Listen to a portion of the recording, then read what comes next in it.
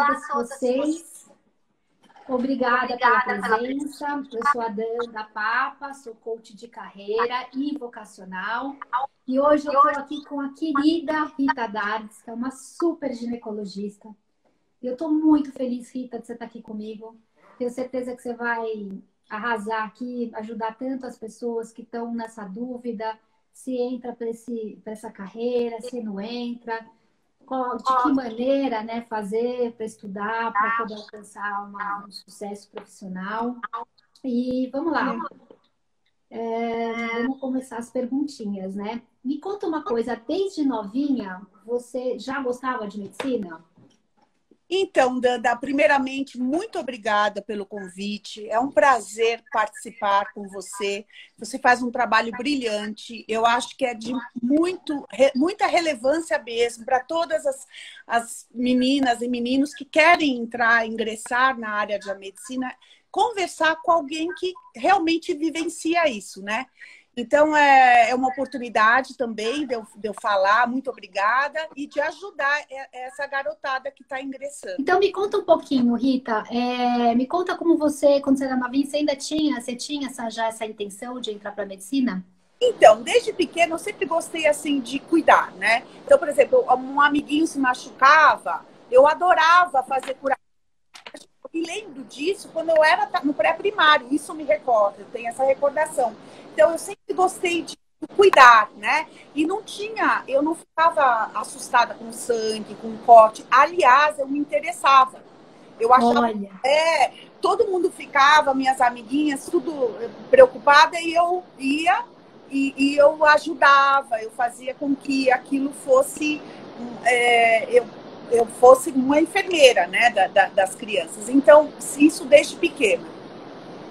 Então, já que você falou nesse assunto de sangue, várias coaches minhas, elas falam, eu quero tanto fazer medicina, mas eu tenho pavor de sangue, Danda, o que eu faço?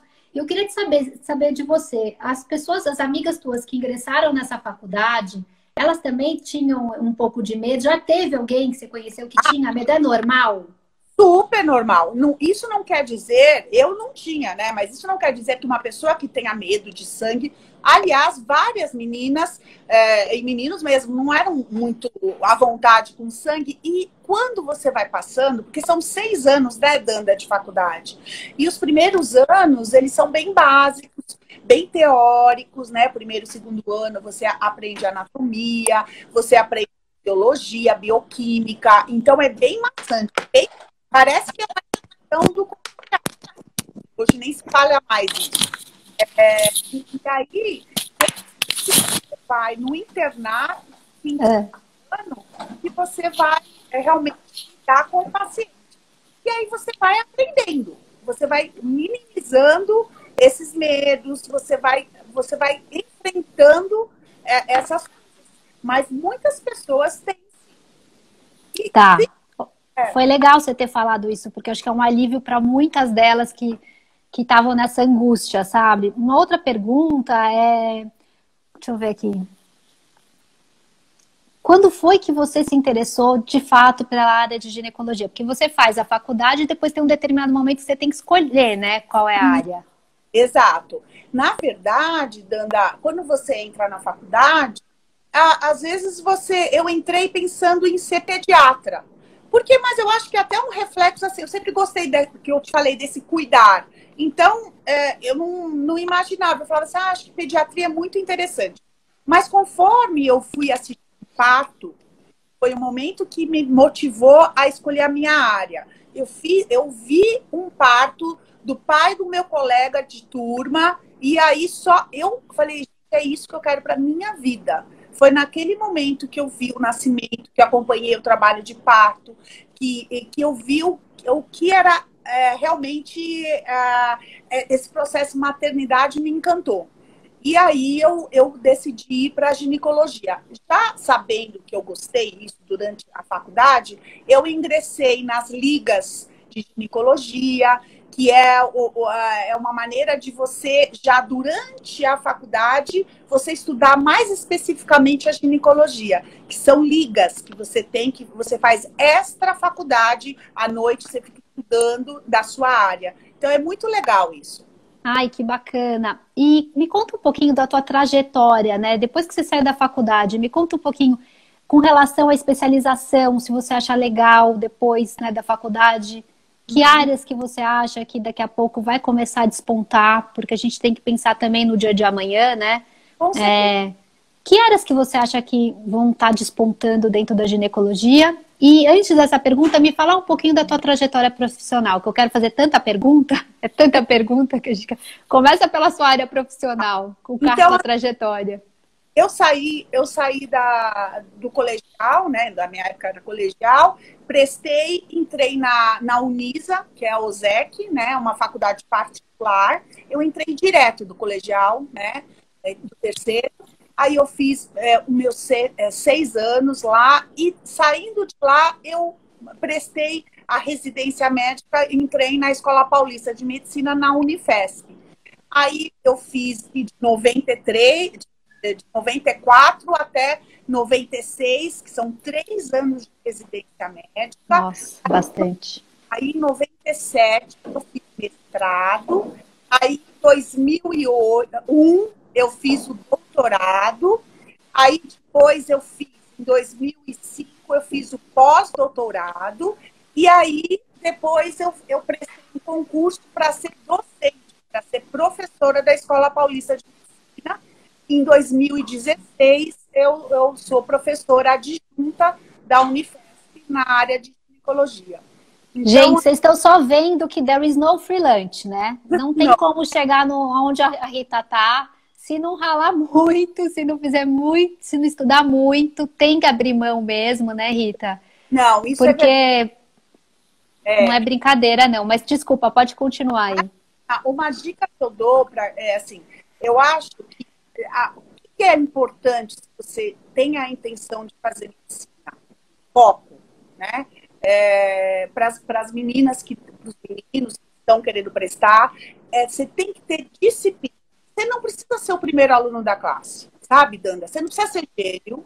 Eu acho assim, você tem que ter boa vontade, perseverança, disposição, um ritmo. Então, assim, Danda, eu tenho 51 anos, eu vou fazer. 51 anos, eu Não estudo, parece, parece uma menina.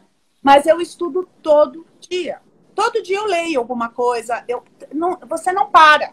Então, assim, você não precisa se matar, né? Mas você tem que ter consistência e todo dia tá up to date. Então, essa a minha dica que eu falo. Então, se você for um aluno mediano, né? Você não pode ser um mau aluno. Mas se você for um aluno mediano, um aluno 7, não precisa ser 10, um aluno 7 e que tiver disciplina, eu acho que é o pulo do gato. E aí, dá para ser feliz, dá para você viver, né? Só extramuros da medicina, claro que dá, né? Tudo você tendo, você coordenando esses seus horários, você consegue, né? Se você diluir o estudo um pouquinho por dia, você consegue viver as outras coisas, né? Então, assim, não dá para a gente ser aluno de última hora, né? Só estudar um monte um dia antes da prova. Não funciona. Isso não pode. E se você quiser realmente, dentro da área de medicina, chegar no seu topo, é por meio de muito estudo. É por meio de muito estudo, muitos títulos mesmo, que a gente precisa, se você quiser uma área acadêmica, você precisa subir os degraus, mestrado, doutorado, pós-doutorado e docência, né? Mas, além disso, a medicina que você me perguntou, que áreas, né? As novas técnicas, né? A robótica, Danda, a Legal. laparoscopia é algo assim muito promissor, muito assim de hoje, que tá, eu acho, esse pessoal novo que está entrando, ela vai ter uma área muito rica. Por exemplo, a robótica dentro da ginecologia está aumentando muito. Olha E que legal, não sabia disso. muito. Então, assim, cirurgias estão sendo minimizadas, né? A gente está ficando cada vez com melhor e com técnicas aprimoradas e com um pós-operatório para o paciente muito melhor, infinitamente melhor.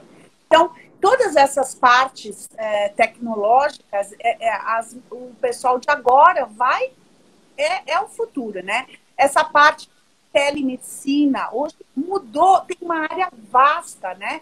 Para você fazer trabalhos por meio de telemedicina, é uma outra área dessa parte de gerenciamento hospitalar, está muito rico. Então, mesmo que aquela pessoa tenha medo de sangue, ela pode ir para tantas áreas dentro da medicina, né?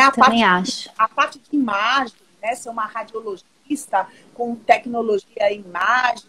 Então, e não precisa...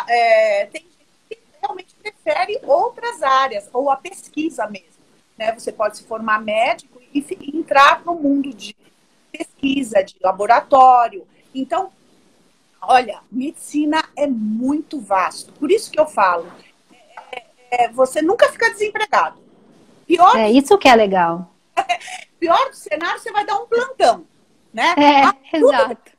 Na minha vida, o que eu faço? Choro? Não, você pode ainda dar um plantão, né, em periferia, no SUS, na UBS. Então, é uma área que eu falo para todos os meus alunos, que você tem oportunidades, ela tem um leque de opções que você pode atuar. Então, é muito legal.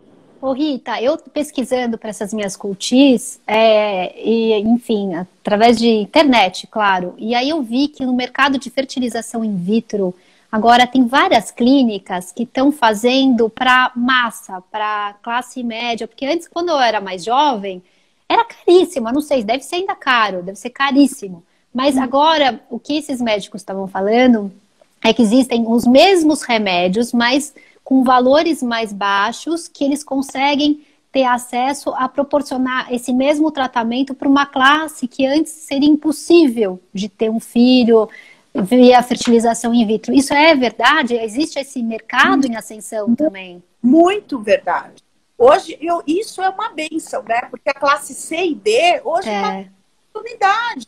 Coisa que só a classe A e B que tinha, né? Na parte de produção. Eu achei tão bonito isso. É um propósito de você poder trazer vida para essas famílias que não tinham esperança de ter filho, gente. Olha que alegria isso.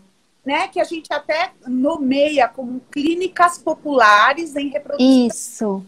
Eu vi que são clínicas populares, elas se colocam assim mesmo. Porque você não tem...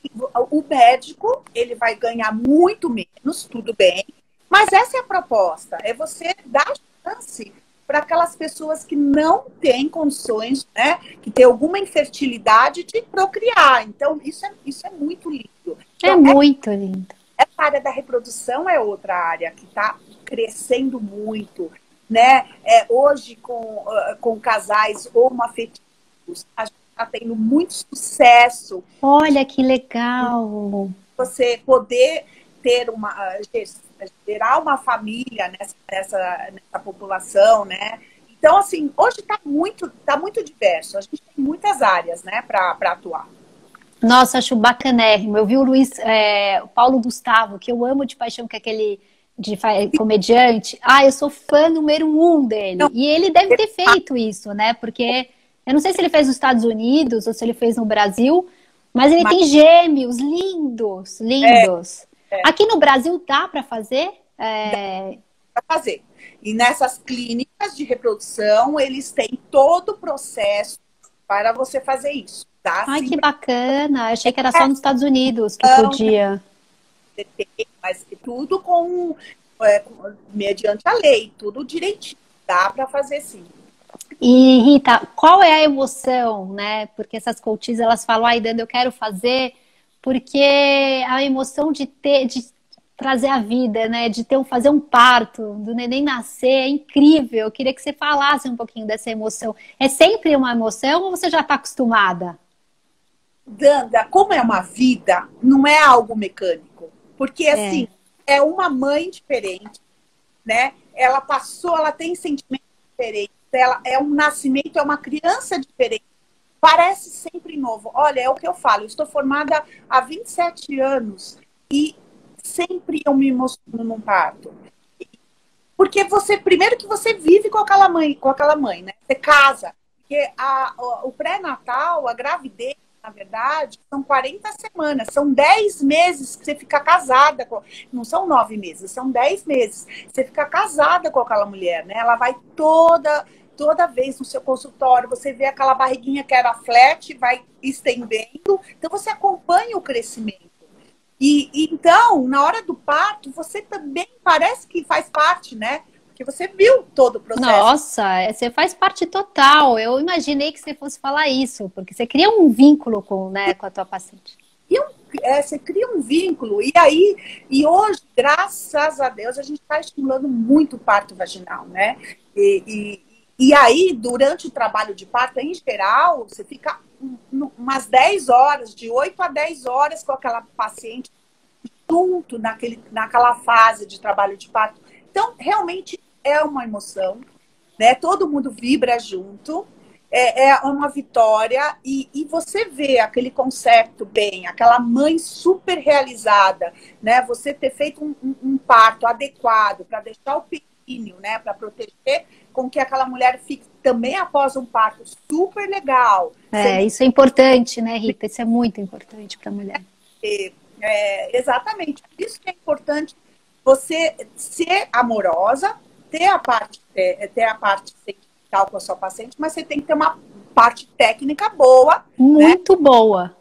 É claro, para você unir os dois, né? Então, essa medicina com carinho, né, é muito, muito comum na ginecologia, porque é uma área tão íntima, né? Você lida com a mulher, você lida com a fase mais importante que ela tá, que é a maternidade, e mesmo aquela mulher que não opta por ser mãe, você tá lidando com a intimidade dessa mulher. Ela vai te procurar, você vai ser a psicóloga dela, você vai, às vezes, os problemas sexuais ela vai falar para você, porque ela vai ter que discutir exatamente isso com você.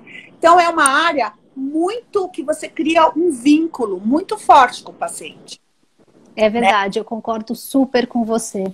Eu acho que é uma área que você cria um vínculo tão forte. Uma vez eu contei para uma dessas minhas coaches que eu fui no meu ginecologista, que eu tive os meninos, e eu não sei se eu não devia estar no meu melhor dia. Eu fui e comecei a conversar, tanto que assim, ele nem me examinou.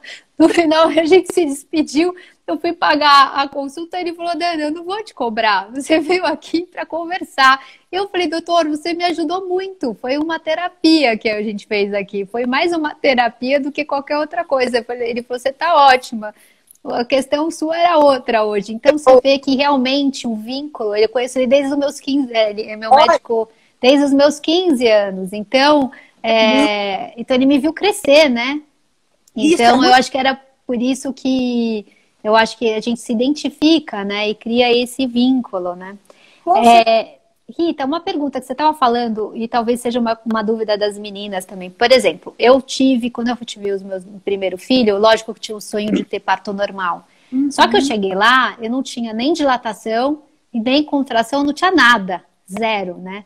E eu tinha tido uma amiga que tinha sofrido muito para ter no parto normal. E ela falou assim: olha, Dana, se você chegar lá e não tiver, esquece, fala que você quer cesárea, porque o meu filho teve que sair com fórceps, e como ela é uma irmã para mim, eu acompanhei muito de perto, meio que me traumatizou, sabe? Eu fiquei meio aflita, então eu não queria passar por o que ela passou, eu falei: eu não vou passar por isso, então eu já falei pro doutor que eu queria assim. E de fato, eu cheguei lá, ele me mandou num soro, e eu fiquei conversando, e fiquei umas 4 ou 5 horas nesse soro. E batendo papo, dando risada. E eu achava que era para me hidratar o tal do soro. Ele não falou o que era o soro. E aí, quando ele entra, eu cheguei, era umas 4 da manhã na maternidade. Ele entra, tipo, 8 da manhã, abre a porta. E eu dando gargalhada, risada, conversando. E ele falou assim: o quê?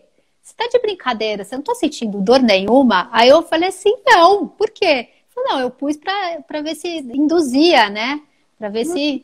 Eu falei: olha, não aconteceu nada, que eu tô ótima.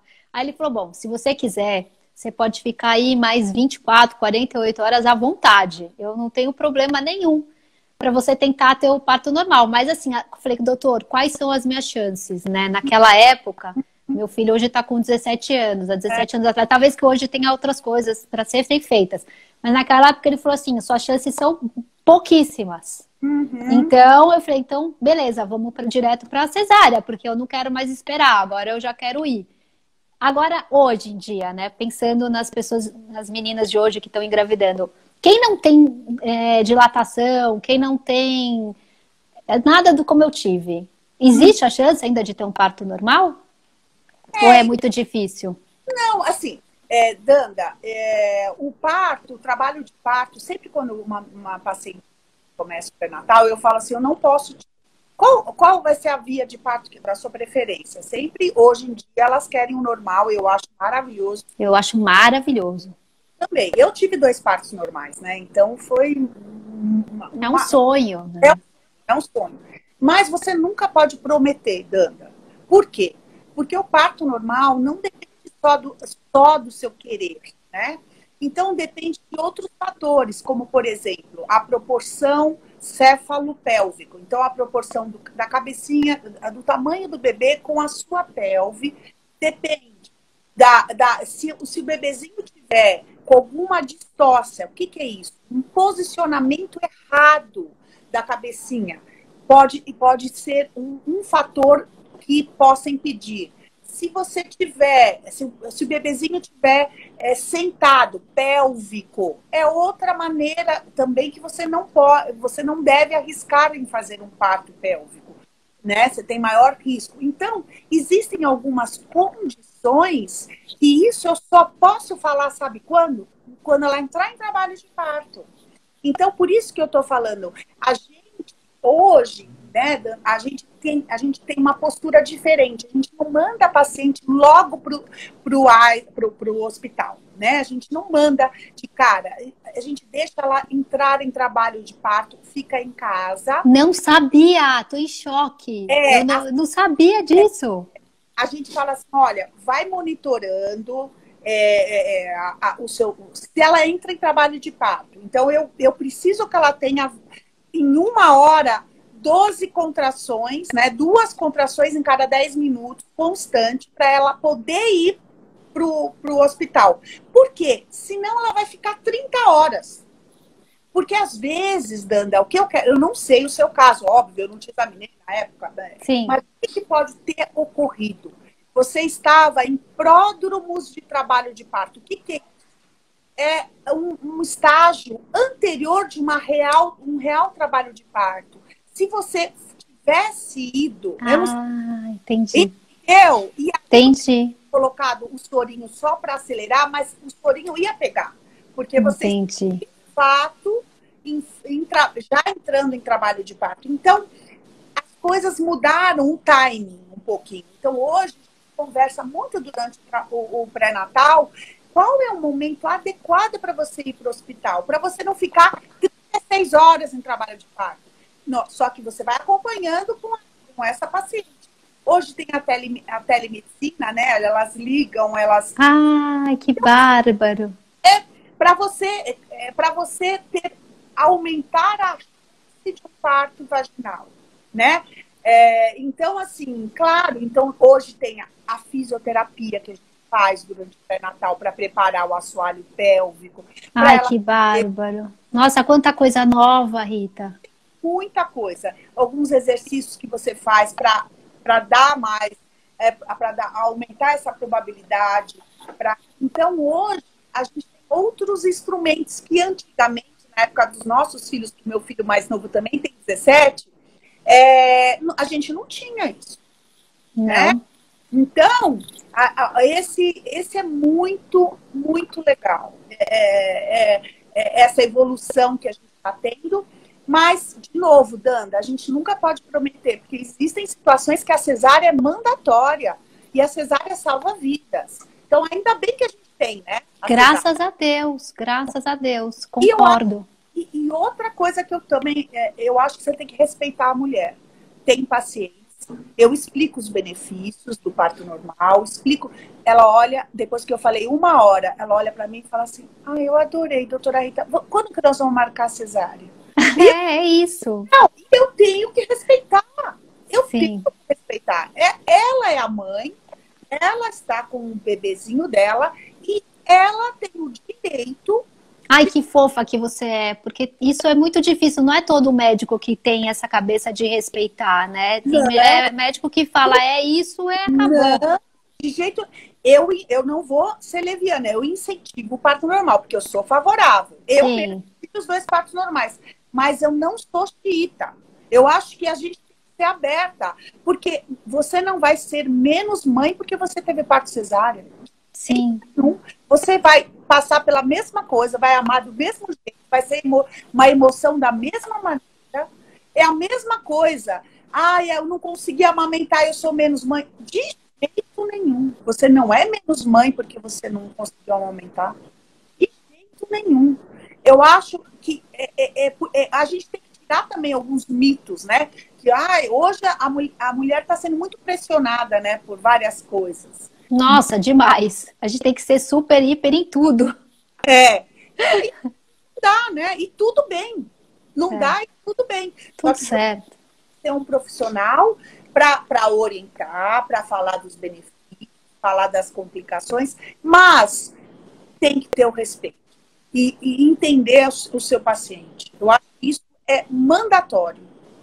E, doutora Rita, me fala uma coisa, o quanto que é muito bacana para tua cliente, a tua paciente, fazer aqueles exercícios pélvicos. Eu tenho a Karine, que ela começou a fazer, ela era minha massagista, dermatologista dela, ela foi para Boston com o marido, fez uma especialização lá. Que legal. E de fisioterapia e tal. E ela só está atendendo grávida. Me fala um pouquinho, você acha que realmente é um mercado muito legal esse? E que realmente ajuda muito as grávidas? Total. Olha, hoje eu tenho uma live às 20h30. Gente, por favor, hein? Vamos hoje comparecer, que é bem legal. Com a Adriana Moreno, que é uma fisioterapeuta excelente. Também, ela é da Unifesp, fez todo o doutorado dela na Unifesp, e ela trabalha comigo na clínica, né? Então, porque em conjunto é multidisciplinar. Quando você faz a obstetrícia, você não pode ser isolado, um obstetra, né? Você vai trabalhar com a fisioterapeuta, com alguém que possa, uma consultora de amamentação, que é importante depois do parto. Então, é um time. Então, eu acho fundamental. As minhas grávidas, eu sempre indico para fazer um trabalho de fortalecimento do assoalho pélvico. Acho maravilhoso. Independente da via do parto. Porque a própria gravidez, você aumenta muito o volume abdominal, você pressiona muito a bexiga, você pressiona muito os órgãos pélvicos, e isso pode dar uma frouxidão lá no assoalho pélvico, que são os músculos, a fáscia e os ligamentos que revestem todos os órgãos pélvicos. Então, é fundamental, porque há essas modificações gravídicas no seu corpo, e se você não correr atrás, você pode, mesmo você não tendo parto normal, que foi cesárea, você pode ter ainda um pouquinho de incontinência, você pode ter um pouquinho mais de frouxidão, porque você passou pela gestação. Então, é fundamental que você faça um trabalho em conjunto. E tem resultado sim, viu, Dandá? Tem, né? A Karine me falou que é excepcional, que faz toda a diferença. Que legal isso. Isso é bem diferente, porque na minha época não tinha isso, né? Outra pergunta que você me sugeriu, que eu acho super importante para a gente deixar aqui claro para todo mundo, tem vida após a medicina ou durante, né? Porque todo mundo fala, mas eu quero fazer medicina, mas eu quero ter família, filhos, né? Como é que eu faço? Será que eu vou conseguir dar conta? Porque me falaram assim, você quer ser mãe ou você quer ser mãe ou quer ser médica? Eu quero ser os dois. Eu não tenho que optar por uma coisa ou por outra. Não tem nada a ver. Eu acho que dá para você ser uma super profissional e ser mãe. Só que você tem que entender as suas limitações. Então, o que quer dizer isso? Os meus filhos, desde pequeno, eles sabem que a mamãe trabalhava, levantava de madrugada para fazer parto. Eles Olha, pasmem, eles sempre tiveram muito orgulho. Porque eu sempre... Ai, que bacana. Isso que a mãe faz é uma coisa que eu mais amo no mundo. Eu falava desde que eles eram pequenos, eu amo vocês, só que não dá para comparar profissão com amor de mãe. São coisas totalmente diferentes. Mas o que a mãe faz é colocar a neném no mundo, é cuidar de mulheres, é cuidar de pessoas que precisam de mim. E isso me traz muita satisfação para eu ficar realizada e amar vocês como um todo. Porque eu sou realmente realizada no que faço. Então, você volta para casa, você volta feliz. Porque você faz o que você ama. E dá para fazer tudo. Claro que você tem que ter quando você é uma profissional. É óbvio, eu tenho um marido que é um parceiro, é um super parceiro. Então, meu marido sempre foi de dar banho nas crianças, sabe? Então, você tem... Porque se a mulher trabalha fora, é aquela negócio de empoderamento, direitos iguais em tudo, né? É, total. Então, assim, isso também me deu eu sempre tive essa parceria com meu parceiro, com meu marido. Então, isso é muito legal. Como que durante a medicina dá para viver? Dá, só que você vai ter que abrir mão de muitas coisas, principalmente no internato. Mas você sabe que é uma fase, né? É uma fase que você, na fase da residência, a residência, Dandá, é uma fase que é judieira. Eu chorava. É mesmo? Jura? É a pior fase que tem. A residência, o R1 é escravo. Né? Tá brincando, eu não sabia disso, eu não tinha essa imagem. A faculdade tá legal. Quando você entra na residência, porque aí você é R1, você é nada, R2 você e o R3 você se acha, porque é o então, mas o R1 você dá muito plantão, você tá aprendendo, então você tem que ficar lá com o R2, o R3 pedindo as coisas. Mas é um processo de amadurecimento e é um processo que te deixa forte. Porque não dá para você ganhar experiência, infelizmente, sem passar pelo processo. E é um processo doloroso, mas dá tanta satisfação depois. Então, assim, você tem que abdicar de algumas coisas, a depender da fase que você está, sim, senhora. Se você está terminando o seu mestrado, não tem jeito, você vai ficar só lendo. Você vai ficar final de semana que você não vai viajar.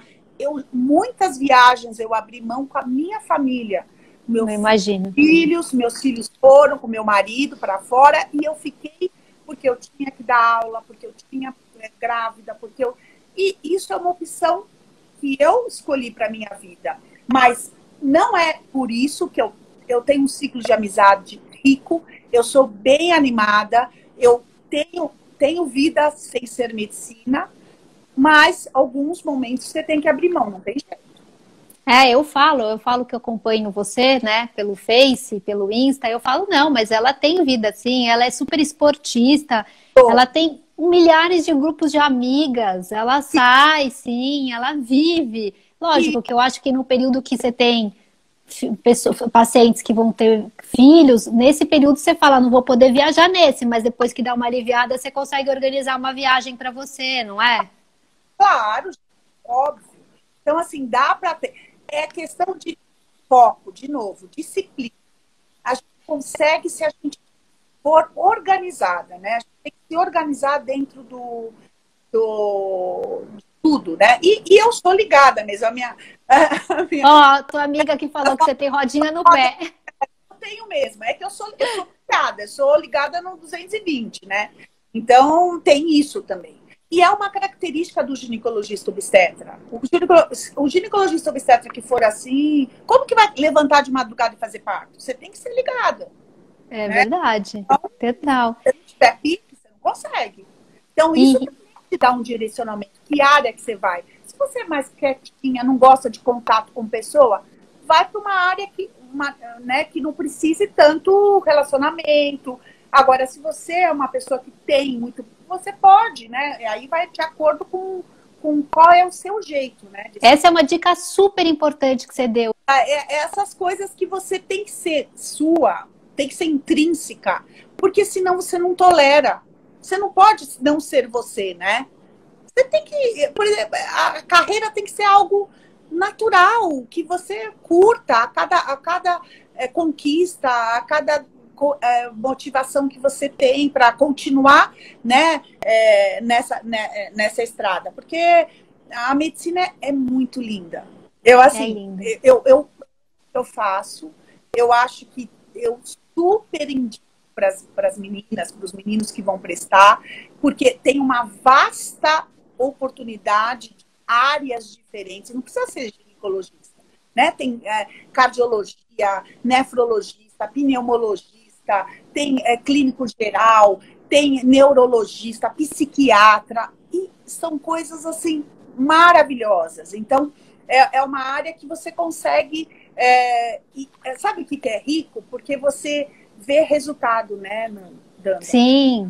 Tá doente, você dá o remédio certo e depois ela fica bem, olha que legal, olha que Coisa delícia. mais linda, né? Não tem uma profissão que tem um propósito mais lindo do que a medicina, gente. Até me arrepia. Eu sou suspeita. Eu amo, de fato, o que eu gosto. Não é fácil, de novo, tem que estudar, tem que ter disciplina, tem que querer, mas não precisa ser jeito, não. É só ter foco, disciplina e falar, é isso que eu quero e vamos embora. Ai, que legal, Rita, adorei. Olha, para finalizar, qual que é o conselho que você queira deixar para esses jovens, né, esses adolescentes que estão querendo ingressar na medicina? Assim, primeira coisa, eu acho que vocês, pensando em vestibular, leitura, vocês têm que ter muita leitura diversa. Então, leitura de jornais, tudo, as notícias. Os vestibulares estão cada vez menos engessados, eles estão dinâmicos. O que quer dizer isso? Está caindo muito atualidades. Então, vamos se pegar nisso para você ter uma boa redação, que a redação hoje está valendo muito para entrar, né? Então, você tem que ter muita leitura justamente para se sair bem numa redação. Então, eu acho que crie uma metodologia de estudo, né? Você tem que colocar um cronograma semanal, se organize, ponha metas para você mesmo. Não precisa ficar até de madrugada, mas tenha persistência e ciclicidade. Não faça uma semana e depois, já estudei uma semana bastante, aí vou ficar uma semana. Não dá para ser assim se você quer medicina. Se você quiser medicina, tem que ir direto, tem que ter disciplina. E fazer isso, mas sem desesperar. E faça, converse com pessoas que são formadas, para você entender exatamente o estilo de vida, e ver que, se você puder, tem alguns alunos que vão até visitar antes de prestar medicina na faculdade, né? Até para sentir o ambiente, isso é muito interessante. Algumas escolas fazem isso para fazer visita local, né? E boa sorte. E olha, eu, como profissional da área, acho uma coisa gratificante, né? Que dá muitas oportunidades e dá uma sensação que é a melhor sensação que um ser humano pode ter, que é de ver o bem do outro, né? Porque a gente faz medicina para curar. Pode ser uma cura psicológica, pode ser uma cura física, né? E, em especial, uma cura em conjunto, né? Porque tem que abraçar o paciente como um todo. Ai, que lindo, Rita. Nossa, muito obrigada pelo bate-papo. Foi super bacana, foi muito rico. Tenho certeza que você vai ajudar muitas pessoas a se decidirem, né, pela área. E obrigada, muita gratidão, Rita. Obrigada mesmo por você ter tomado o seu tempo precioso aqui para estar com a gente. Imagina, um prazer foi todo meu, Danda. Um beijo. Um beijo muito grande para você e muito obrigada para as pessoas que ficaram com a gente aqui, né? Isso, muito obrigada a todos. Um beijo. Tchau.